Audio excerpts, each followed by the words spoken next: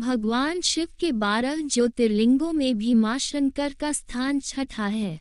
ये ज्योतिर्लिंग महाराष्ट्र के पुणे से लगभग 110 किलोमीटर दूर सह्याद्री नामक पर्वत पर स्थित है।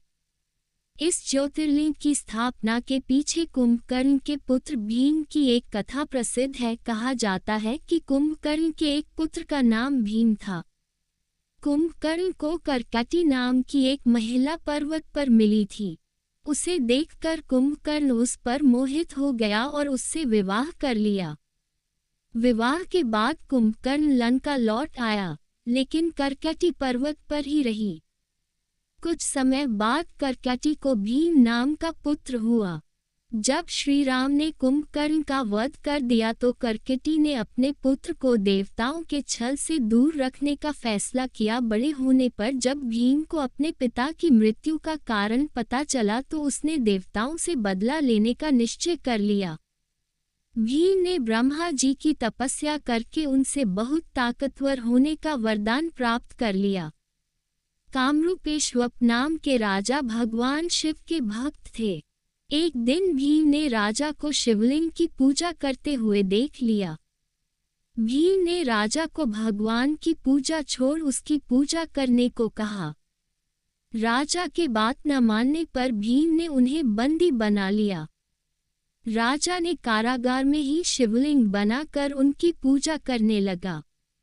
जब भीम ने ये देखा तो उसने अपनी तलवार से राजा के बनाए शिवलिंग को तोड़ने का प्रयास किया।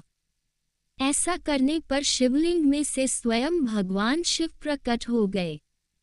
भगवान शिव और भीम के बीच घोर युद्ध हुआ, जिसमें भीम की मृत्यु हो गई।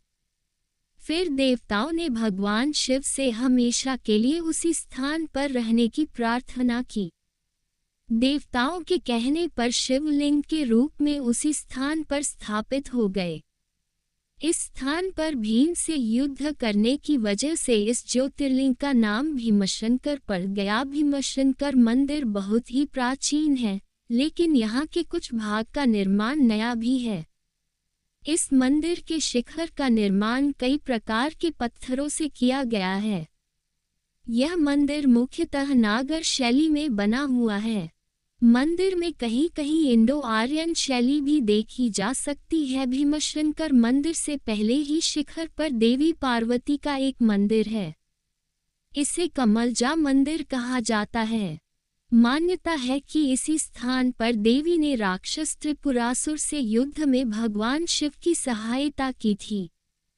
युद्ध के बाद भगवान ब्रह्मा ने देवी पार्वती की कमलों से पूजा की थी। यहाँ के मुख्य मंदिर के पास मोक्ष कुंड, सर्वतीर्थ कुंड, ज्ञान कुंड और कुशारण्य कुंड भी स्थित है।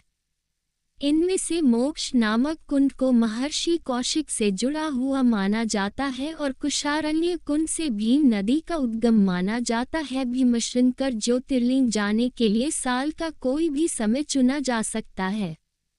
महाशिवरात्रि के समय यहाँ पर विशेष मेला लगता है। एक हनुमान तालाब भीमाशंकर मंदिर से कुछ दूरी पर हनुमान तालाब नामक स्थान है। 2. गुप्त भीमाशंकर भीमाशंकर मंदिर से कुछ दूरी पर गुप्त भीमाशंकर स्थित है। 3. कमलजा देवी भीमाशंकर मंदिर से पहले देवी पार्वती का कमलजा नामक एक मंदिर है।